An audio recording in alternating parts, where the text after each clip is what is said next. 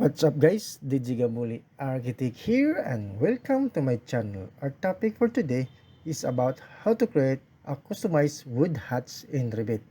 Okay, this one is our huts pattern in Autocad. Okay, let's open the file. Let's go to our Revit file, then select new, select the architectural template, then set OK, and then let's go to our annotate tab.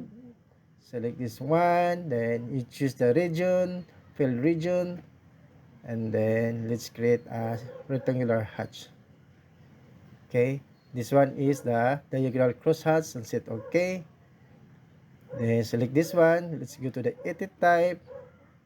Then you see we don't have the wood hatch here, no? So let's create a customized wood hatch. Let's OK first.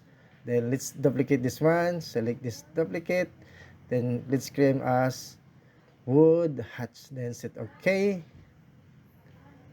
Then the foreground fill pattern, select this one, then let's create new one, select this one, new fill pattern, then let's name it to wood hats. Then select this custom, then select this browse. Okay, let's open the folder. All this one is all the hats pattern for AutoCAD. Okay, then paste it here. Okay, when you open the AutoCAD, select this one. This pattern is named as this one. It's wood E1.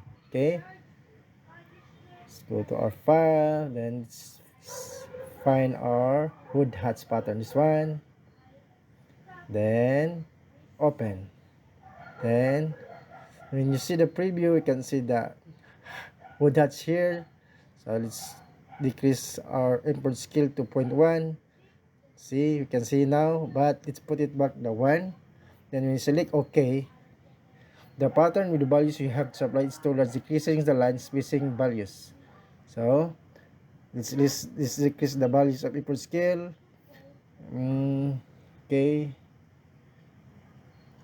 then let's decrease let's make it 0.01. See, when you see the preview, makikita natin yung wood hats na wood green niya. Then apply.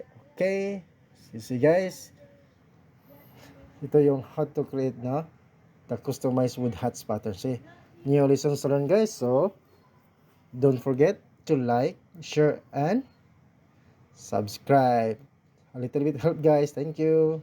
Bye bye.